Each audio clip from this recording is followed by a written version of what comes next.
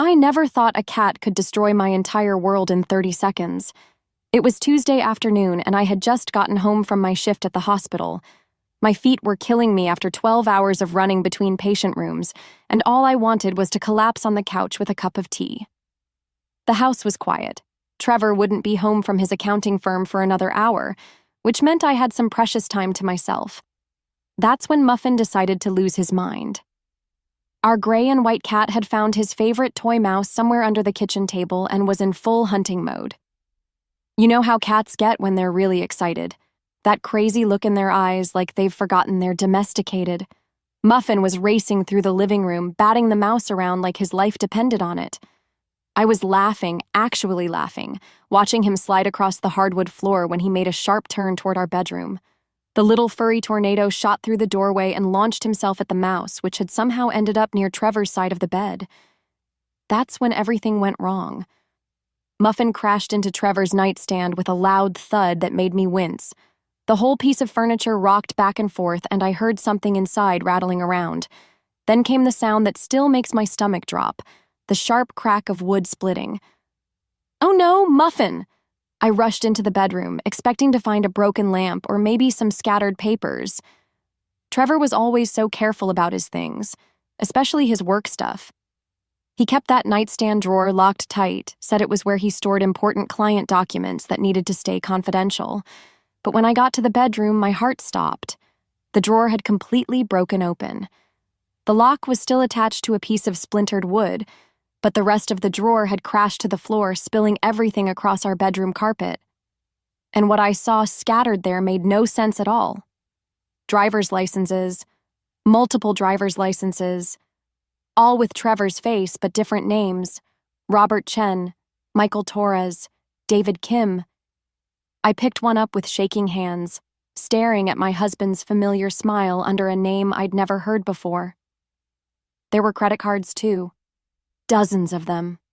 All in these strange names, all with Trevor's signature on the back. Bank statements showing accounts with numbers that made my head spin. Hundreds of thousands of dollars in accounts I didn't even know existed. But it was the death certificates that made my legs give out. I sank to my knees on the carpet, holding papers that showed elderly people I'd never heard of. Margaret Wong, age 78, Carlos Mendez, age 82, Helen Park, age 85, all dead. All with Trevor listed as their financial advisor. My hands were shaking so badly I could barely read the dates. These people had died over the past 2 years. While I was working double shifts at the hospital, exhausting myself because Trevor said we needed the money while I was clipping coupons and buying generic groceries, because he said we had to be careful with our budget. There were more papers. So many more. Social security cards in different names, birth certificates, even what looked like apartment leases for addresses I'd never seen before. I felt like I was drowning. This was Trevor's nightstand, Trevor's locked drawer, Trevor's secrets. The man I'd been married to for 4 years. The man I shared a bed with every night. The man I trusted with everything. Who was he? Muffin meowed softly from somewhere behind me, probably confused about why I was sitting on the floor surrounded by papers.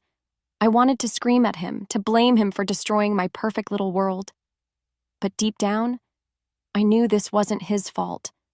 This was something much bigger, something much worse. I started gathering the papers with trembling hands, trying to put everything back exactly how it was. Maybe I could fix the drawer somehow. Maybe I could pretend this never happened. That's when I heard it. The familiar sound of Trevor's car pulling into our driveway. He was home early. I met Trevor on the worst day of my financial life. It was 3 years before we got married, and I was sitting in a coffee shop near the hospital, staring at a stack of bills that might as well have been my death sentence. Student loans, credit card debt, rent. The numbers swam together on the pages until I felt sick. I'd just finished nursing school, but my new job at the hospital barely covered my basic expenses, let alone the mountain of debt I'd accumulated. I remember feeling so hopeless that day. 26 years old and already drowning. My parents had helped as much as they could, but they weren't wealthy people. Dad worked construction, Mom cleaned houses. They'd already sacrificed so much just to help me get through school. That's when Trevor appeared at my table like some kind of guardian angel. "Excuse me?" he said, his voice gentle and concerned. "I don't mean to intrude, but you look like you're having a really tough day." I looked up to find this kind-faced man in a crisp button-down shirt, holding a coffee and wearing the most genuine smile I'd seen in months. He had warm brown eyes behind wire-rimmed glasses, and something about him just felt safe. "I'm sorry," I said, quickly shuffling my bills into a pile. "I didn't mean to take up the whole table." No, he said, gesturing to the empty chair across from me. "Mind if I sit? I'm Trevor, by the way. I work at the accounting firm down the street." An accountant. Of course. Maybe that's why he'd noticed my financial paperwork spread across the table like evidence of my failure. We talked for 2 hours that day. Trevor was so easy to open up to. He listened without judgment as I explained my situation, how I'd worked so hard to become a nurse, how I wanted to help people, but how the debt was crushing me before I'd even really started my career. "You know," he said, stirring his coffee thoughtfully, "I help people with financial planning all the time. It's what I do for a living. Would you mind if I took a look at your situation? Maybe I could help you figure out a better payment plan." I should have been embarrassed, letting a stranger see my financial mess. But Trevor made it feel normal, professional even. He pulled out a small notebook and started writing down numbers, asking questions about interest rates and minimum payments. "Olivia," he said after a few minutes, "this isn't as bad as you think. You're actually in better shape than a lot of people I work with. You just need someone to help you organize everything." For the first time in months, I felt hope. We started meeting regularly after that. Trevor would help me budget, negotiate with creditors, and plan my payments. He never asked for anything in return, said he enjoyed helping people, that it was good practice for his work with clients. "You're going to be an amazing nurse," he told me one evening as we worked through my monthly expenses. "You care so much about helping people, that's rare." I fell for him gradually, then all at once. He was everything I thought I needed: stable, responsible, caring. When he asked me out officially, it felt like the most natural thing in the world. After we got married, Trevor insisted on handling all our finances. "You work such long hours at the hospital," he said. "Let me take care of the money stuff. It's what I'm good at." It seemed perfect. I could focus on my patients, on the job I loved, while Trevor managed our budget and bills. He set up automatic payments for everything, handled our taxes, even managed my student loan payments. But somehow, we were always struggling. "The economy's tough right now," Trevor would explain when I asked why we couldn't afford to go out to dinner or take a vacation. "My clients are cutting back, which means less commission for me. And your student loans are higher than we thought." I believed him completely. Why wouldn't I? He was the financial expert. When he suggested I pick up extra shifts at the hospital, I did it without question. When he said we needed to shop at discount stores and clip coupons, I threw myself into saving money. I worked 60-hour weeks, came home exhausted, and handed every paycheck over to Trevor. He managed everything: our checking account, savings, credit cards. I didn't even have access to our online banking. Trevor said it was easier if one person handled everything, less confusing. "We're building toward our future," he'd say, kissing my forehead as I collapsed into bed after another double shift. "All this hard work will pay off eventually." I trusted him with everything: my money, my future, my heart. Trevor was my rock, my financial savior, the man who'd rescued me from drowning in debt. Looking back now, I realize I was still drowning. I just didn't know Trevor was the one holding me underwater. Trevor's office was everything you'd want from someone handling your life savings: warm, professional, and filled with family photos that made him look trustworthy. I'd only been there a few times, usually to drop off lunch when he was working late, but I always noticed how his elderly clients looked at him. They adored him. Mrs. Patterson, who had to be in her 80s, would light up whenever Trevor walked into the waiting area. "There's my boy," she'd say, reaching for his hands like he was her own grandson.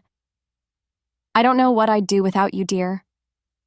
Trevor had a gift with older people.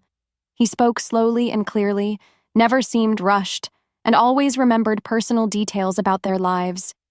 He'd ask about their grandchildren, their health, their hobbies. I watched him help Mrs. Patterson to her car once, his arm steady under hers, making sure she was safely buckled in before waving goodbye. "She's like family to me," he told me that evening. "A lot of my clients don't have anyone else. Their kids live across the country, or they've passed away. I'm the only person they see regularly." It made sense that Trevor specialized in elder care financial planning. He had the patience for it, the gentle manner that put nervous seniors at ease. His boss, Mr. Franklin, always praised Trevor's work with their older clients. "Trevor's got a waiting list," Mr. Franklin told me at the company Christmas party. "Word gets around in the senior community. They all want him as their advisor." Trevor's typical day started early. He'd visit clients at their homes before coming into the office, especially the ones who had trouble getting around. I'd see him loading his briefcase with documents, sometimes carrying grocery bags. "Mrs. Chen asked me to pick up a few things for her," he'd explain. "Her arthritis is acting up again and she can't drive to the store." He went above and beyond for his clients in ways that amazed me. Trevor helped them set up their pill organizers, drove them to doctor appointments when their families couldn't, even helped some of them learn to use computers so they could video call their grandchildren. "Mr. Rodriguez wants to email his daughter in California," Trevor told me one evening. "I'm going to teach him how to use that tablet his son bought him. He's been too embarrassed to ask anyone else for help." The elderly clients trusted Trevor with everything. He had power of attorney for several of them, helped manage their daily expenses, and handled their estate planning. Many of them had made him their emergency contact since their families lived so far away. "It's a big responsibility," Trevor would say. "These people depend on me. Some of them, I'm the only person they talk to all week." I was proud of him. In a world where so many people took advantage of the elderly, Trevor was protecting them. He made sure they weren't being scammed, helped them understand their Medicare benefits, and ensured their money would last through their retirement years. His clients showed their appreciation in touching ways. Mrs. Wong brought him homemade cookies every month. Mr. Martinez insisted on paying for Trevor's lunch whenever they met at restaurants to discuss his finances. Mrs. Kim knitted him scarves and sweaters, treating him like the son she'd lost in the war. "They're so grateful," Trevor would tell me, showing me thank you cards and small gifts. "Mrs. Patterson gave me her late husband's watch. She said she wanted someone who cared about her to have it." Trevor kept detailed files on all his clients, not just their financial information, but personal details too. He knew Mrs. Chen's favorite tea, remembered that Mr. Rodriguez's birthday was coming up, and always asked Mrs. Wong about her garden. "You have to understand their whole lives," he explained when I asked about his methods. "Money isn't just numbers to elderly people. It represents their independence, their security, their ability to stay in their own homes. If I don't understand what matters to them, I can't help them properly." He worked long hours, often staying late to review estate documents or prepare for client meetings. Sometimes he'd get calls at home from worried clients who couldn't sleep, anxious about their finances or confused about their medications. "Mrs. Patterson called," he'd say, hanging up the phone. "She forgot whether she took her blood pressure medicine today. I'm going to stop by and check on her." Trevor's dedication to his elderly clients was one of the things I loved most about him. In a society that often ignored or dismissed older people, he treated them with respect and genuine care. He was their advocate, their protector, their trusted friend. His clients felt safe with Trevor. They knew he would never take advantage of them, never steal from them, never hurt them. They trusted him completely, just like I did. I waited until Trevor left for work the next morning before I dared to look at those papers again. My hands were still shaking as I spread everything across our kitchen table, trying to make sense of what I'd found. In the daylight, with my morning coffee growing cold beside me, the evidence looked even more impossible to explain away. Robert Chen. I stared at the driver's license with Trevor's face and this unfamiliar name. The address listed was for an apartment complex across town, a place I'd never been, never even heard Trevor mention. According to the license, Robert Chen was 34 years old, 1 year older than Trevor's real age.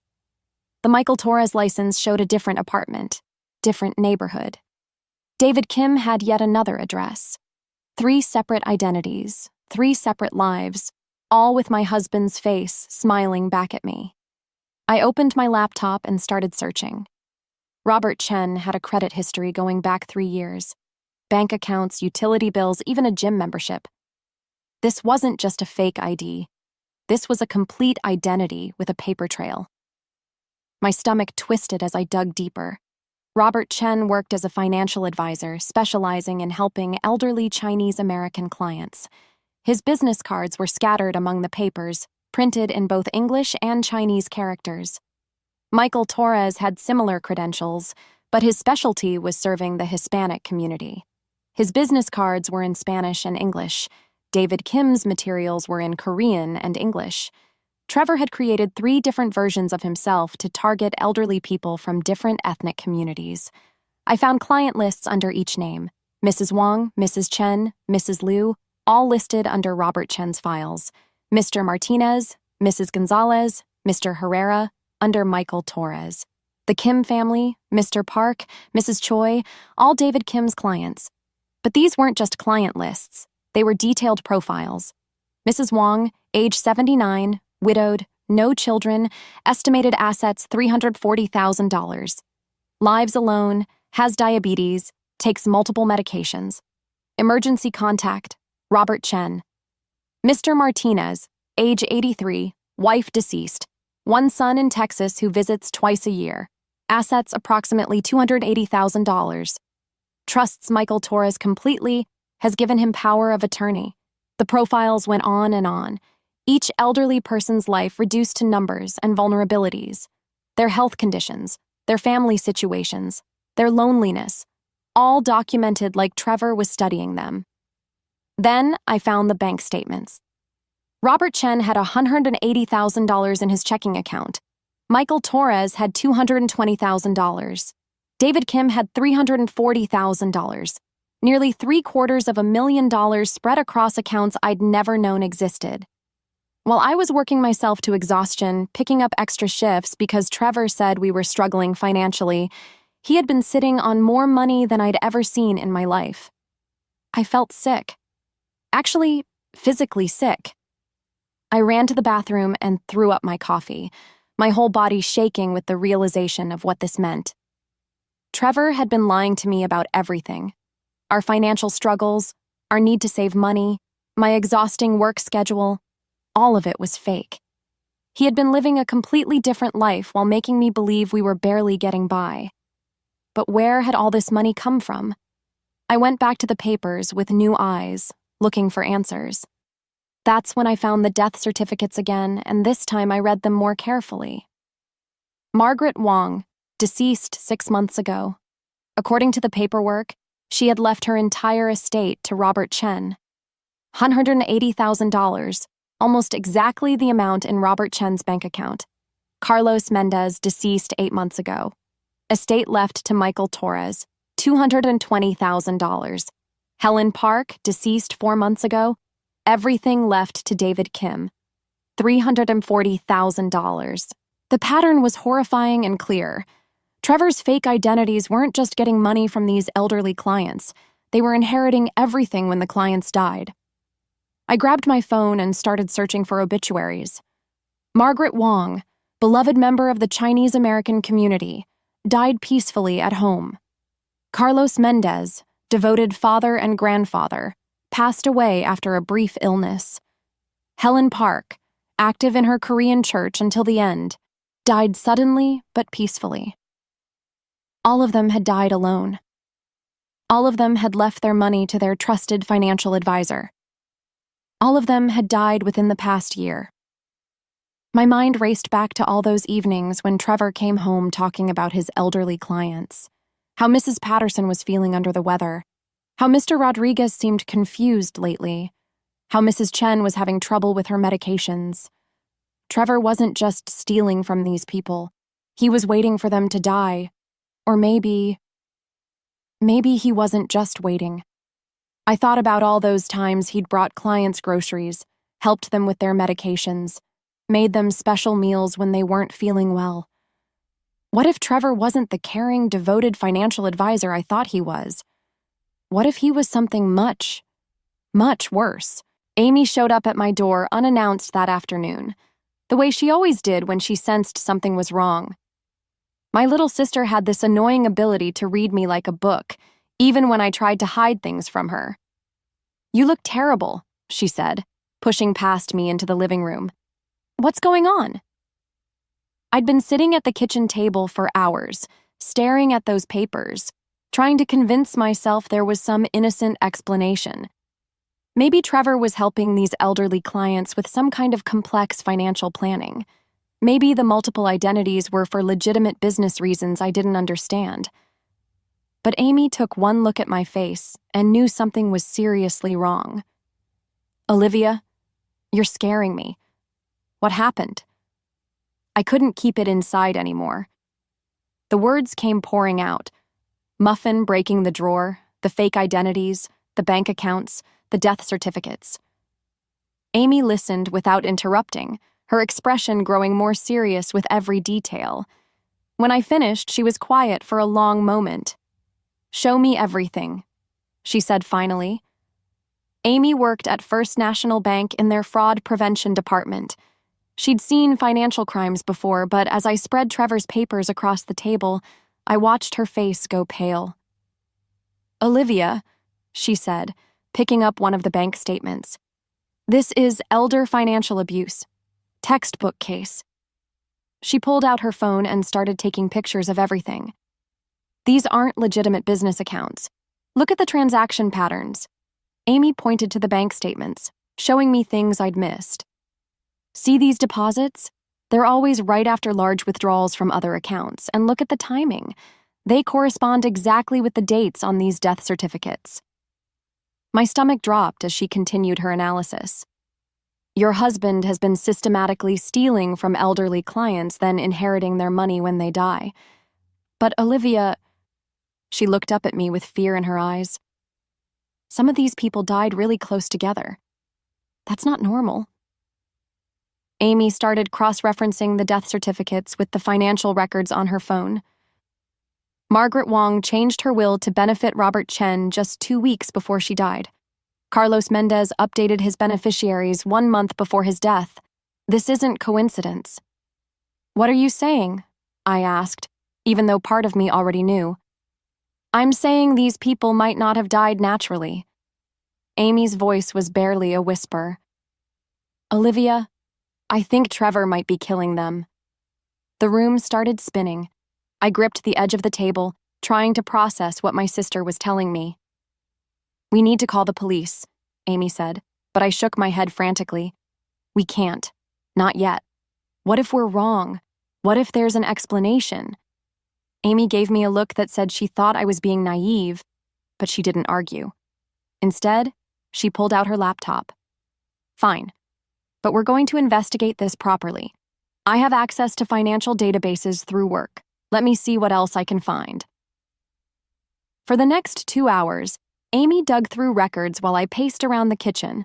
What she found made everything worse. "Olivia, Trevor's been doing this for years. I found records going back 5 years, maybe longer. Different names, different identities, but the same pattern every time." She showed me her screen. "Look at this. In 2019, someone named Thomas Liu inherited $150,000 from an elderly client who died suddenly. In 2020, James Rodriguez got $200,000 from another suspicious death.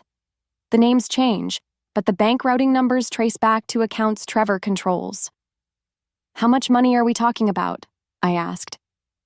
Amy was quiet for a moment, adding numbers on her calculator. "Based on what I can find, at least $2 million over the past 5 years. Probably more. $2 million. While I was working myself to death thinking we were poor, Trevor had stolen $2 million from elderly people who trusted him. There's something else, Amy said, her voice grim. I looked up some of these clients who are still alive. Mrs. Patterson, Mr. Rodriguez, Mrs. Chen. They're all showing signs of cognitive decline in their recent medical records. Confusion, memory problems, sudden health issues. What does that mean? It means Trevor might be poisoning them slowly, making them sick and confused so they'll depend on him more, trust him with their finances, change their wills. Amy closed her laptop and looked at me seriously. Olivia, your husband isn't just a thief. He's a serial killer. I sank into a chair, my whole world crashing down around me. The man I'd been married to for 4 years, the man I'd trusted with everything, was a monster. We have to stop him, Amy said. How many elderly clients does he have right now? I thought about all the names I'd heard over the years, all the sweet old people Trevor talked about helping. At least a dozen, I whispered. Amy grabbed my hands. Then we need to move fast, because if we're right about this, some of those people might not have much time left. Amy and I spent the rest of the evening planning our approach. We couldn't go to the police yet, not without more concrete evidence. But we could talk to Trevor's current clients, the ones who were still alive. We need to be careful, Amy warned. If Trevor finds out we're investigating him, he might panic, and panicked killers do desperate things. The next morning, while Trevor was at work, we drove to Mrs. Patterson's house.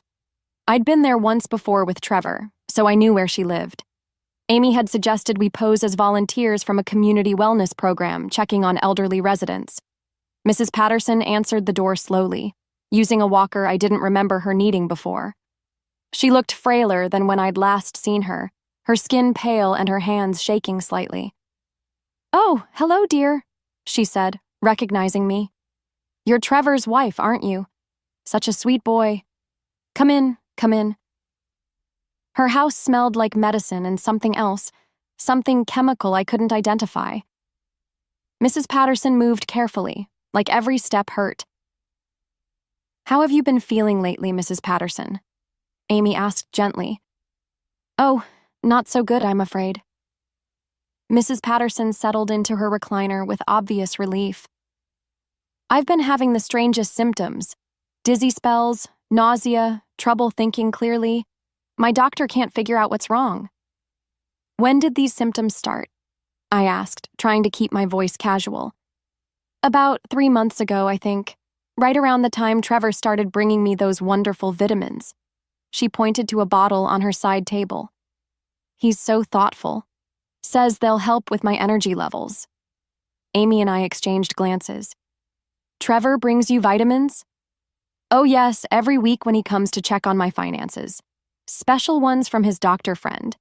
They taste awful, but Trevor says they're very expensive and good for me."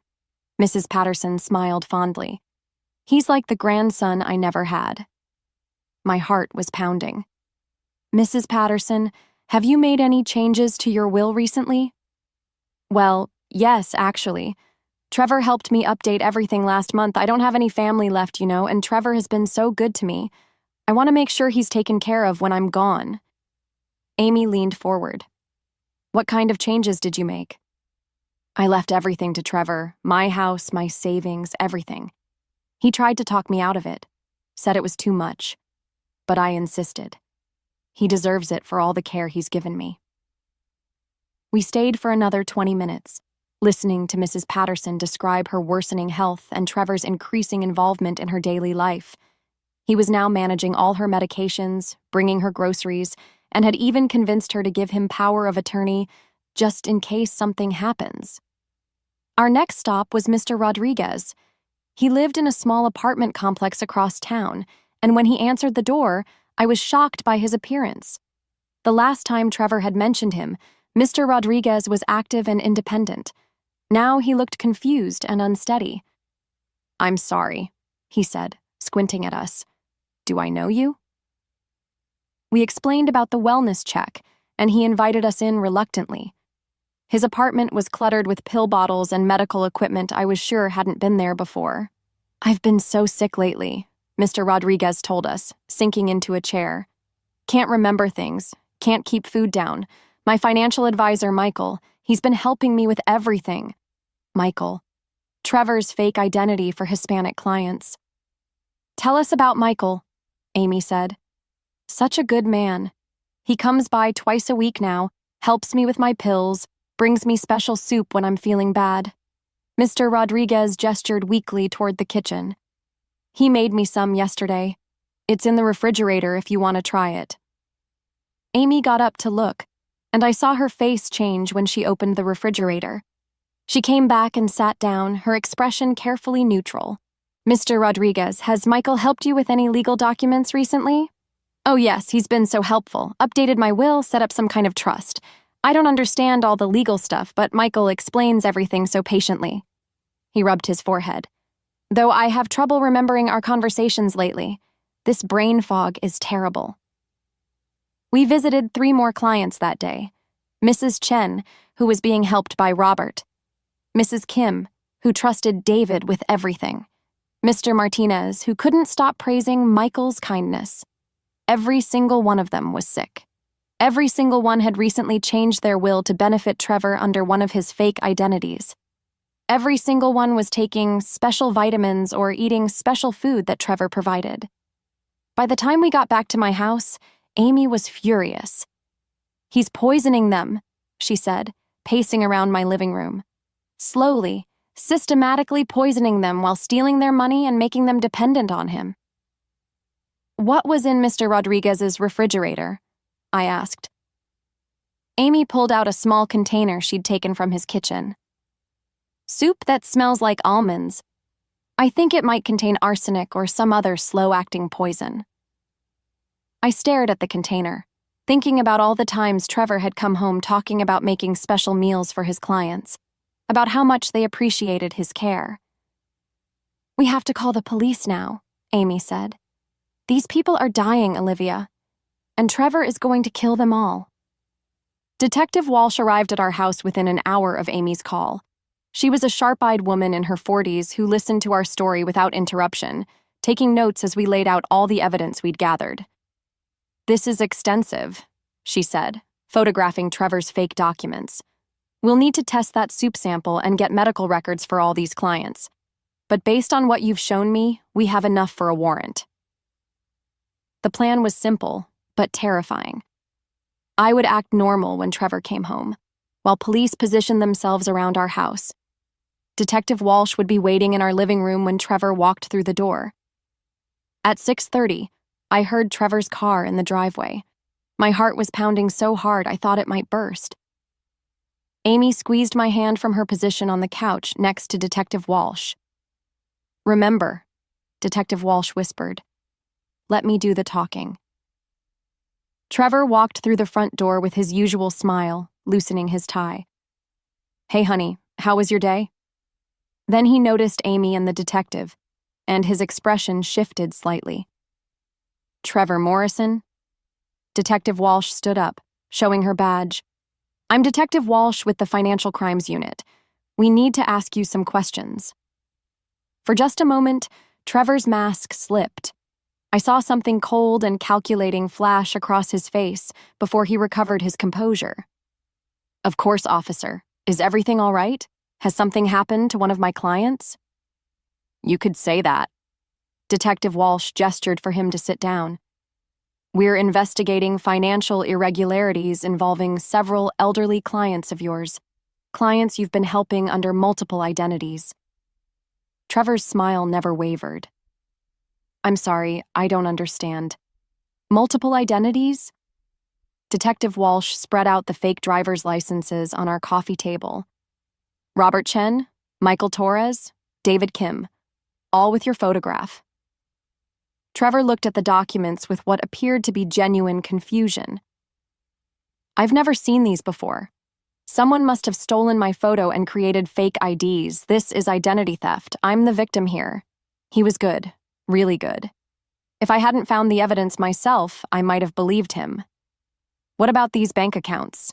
Detective Walsh showed him the statements. Nearly $750,000 in accounts tied to these fake identities. I have no idea what those are. Trevor turned to me with hurt in his eyes. Olivia, you know I would never do anything like this. We've been struggling financially for years. That's when Detective Walsh played her trump card. We've tested the soup you gave Mr. Rodriguez. It contains enough arsenic to slowly poison someone over several months.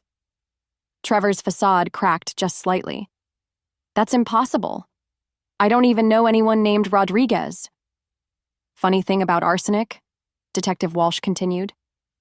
It causes exactly the symptoms your clients have been experiencing. Confusion, memory loss, nausea, weakness. Makes elderly people very dependent on the person caring for them. This is ridiculous, Trevor said, but his voice had lost some of its confidence. I help elderly people manage their finances. I would never hurt anyone. Detective Walsh pulled out her phone and played a recording. It was Mrs. Patterson's voice, weak but clear. Trevor brings me special vitamins every week. They taste awful, but he says they're good for me. Then Mr. Rodriguez. Michael makes me special soup when I'm feeling bad. He's so kind. Then Mrs. Chen.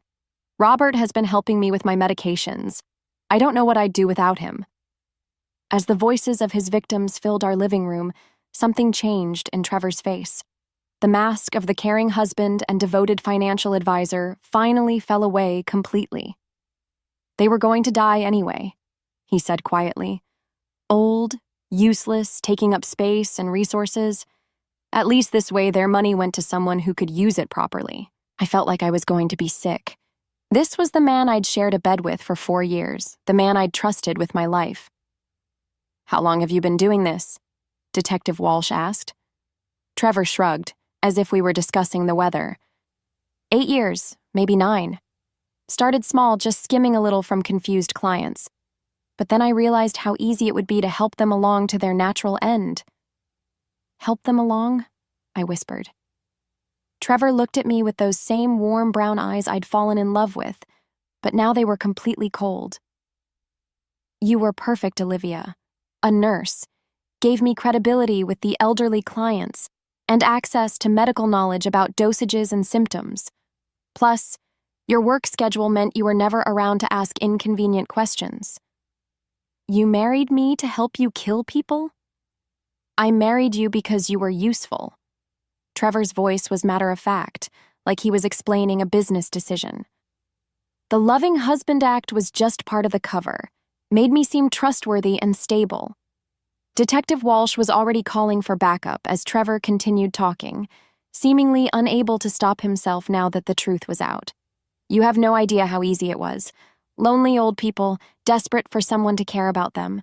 A little kindness, a little poison, and suddenly I'm their heir. As the handcuffs clicked around Trevor's wrists, I realized I had never known my husband at all. The man I'd loved, the man I'd trusted with everything, had never existed. He was a monster who'd used my love to help him murder innocent people. And I'd shared a bed with him for 4 years, never knowing I was sleeping next to a killer.